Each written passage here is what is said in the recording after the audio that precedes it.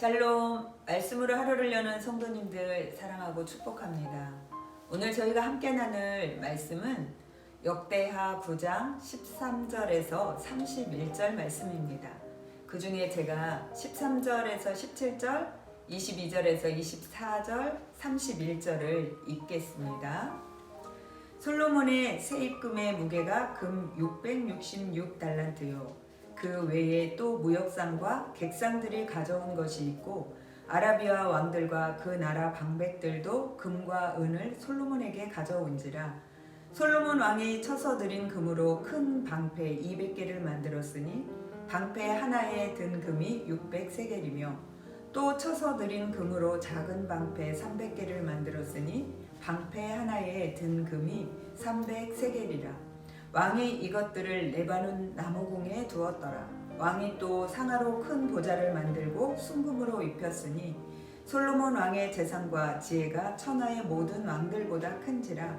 천하의 열왕이 하나님께서 솔로몬의 마음에 주신 지혜를 들으며 그의 얼굴을 보기 원하여 각기 예물을 가지고 왔으니 곧 은그릇과 금그릇과 의복과 갑옷과 향품과 말과 노새라.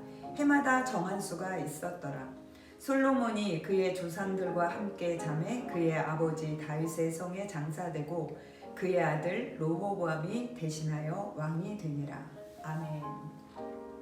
사람들은 누구나 다 복을 받기 원합니다.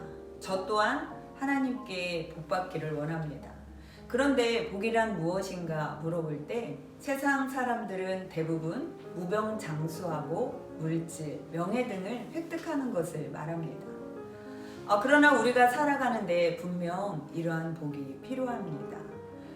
그렇지만 성경은 그것이 진정한 복은 아니라 말합니다. 성경에서는 그 모든 복은 주께로부터 오는 것이며 그 모든 복을 주시는 여호와를 경외하는 것이 진정한 복이라 증언합니다. 솔로몬이 하나님을 경외하고 여호와께 지혜를 구했습니다. 그런데 여호와께서 솔로몬에게 지혜와 함께 솔로몬이 구하지 아니한 부와 재물과 영광을 더불어 주시겠다 약속하시고 그 언약이 성취된 과정들이 오늘 본문에 자세히 나와 있습니다. 우리는 여호와 하나님께 무엇을 먼저 구해야 할지 한번 같이 생각하기 원합니다. 역대하 1장에서 솔로몬은 하나님께 지혜를 구하였습니다. 그런데 하나님께서 솔로몬이 구하지 아니한 부와 재물과 영광을 주시겠다 약속하십니다. 그 언약을 신실하게 이루셨음을 본문에 잘 소개하고 있습니다. 실로 솔로몬 왕은 엄청난 부귀 영화를 누렸는데 오늘 본문에 보면 해마다 세입금으로 들어오는 금의 양은 666달란트. 이것을 무게로 계산하면 약 23톤에 달하는 양이었습니다. 또 무역상과 객상들, 아라비아 왕들이 가져온 금의 양도 어마어마하였습니다. 금이 얼마나 많았던지 솔로몬 왕은 시위대용으로 일반 방패에 금을 쳐 입혀 전신을 가릴 정도의 큰 방패를 200개를 만들고 또 작은 방패 300개를 만들었다 기록됩니다. 큰 방패 한 개를 만드는데 제작하는데 그 600세겔 약 6.84kg 양의 금이 사용되었다고 합니다. 이것으로 보아 솔로몬 왕의 시대에 금이 얼마나 흔하고 많았는지 이스라엘 국가의 재정이 얼마나 튼튼했는지 미루어 짐작할 수 있는 것입니다. 일반 백성들 사이에서조차도 금이 많이 사용되어 은은 돌같이 흔하게 여기고 귀하게 여기지 않았다고 기록됩니다. 솔로몬 왕이 쓰는 그릇은 모두 금이었고 그가 앉은 큰 보좌는 상아로 만들어졌으며 또 그 위에 금으로 입혔고 그 보좌에 이은 6층계와 발판조차도 금으로 입혔다라고 기록됩니다. 또한 그의 보좌 양쪽 팔걸이에 사자 한 마리씩 서 있었으며 6층계 양쪽에도 12사자를 세웠다고 기록됩니다.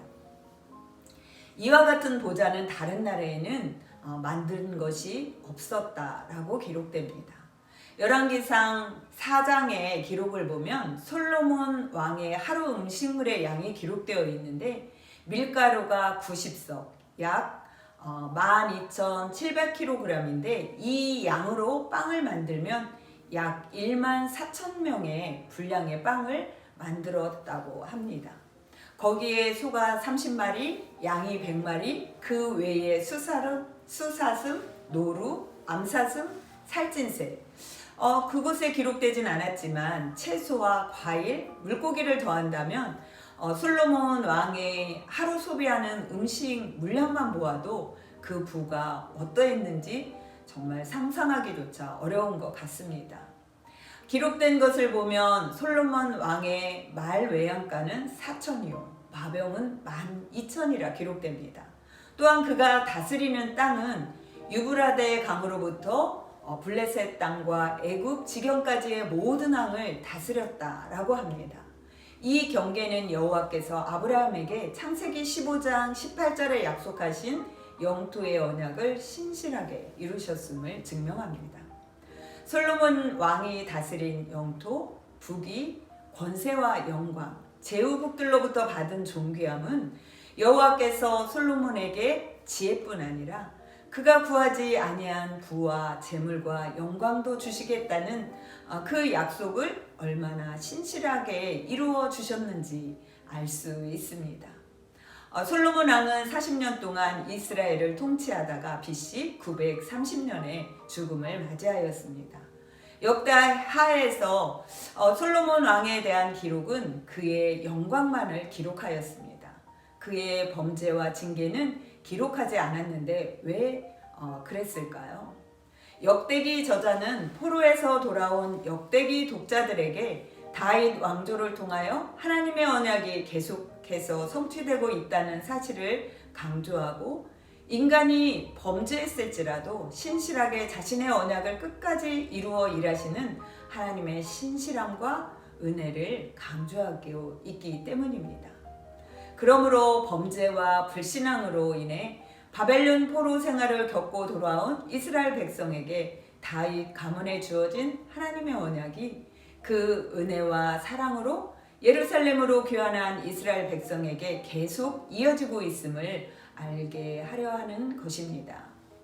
저자는 역대기 독자들에게 여호와의 말씀에 순종이 가져다줄 영광을 보여주며 여호와 하나님만을 경외할 것과 진정한 번영과 또 쇠락의 주체가 누구인지를 알고 오직 그만 섬기라 말하고 있는 것입니다.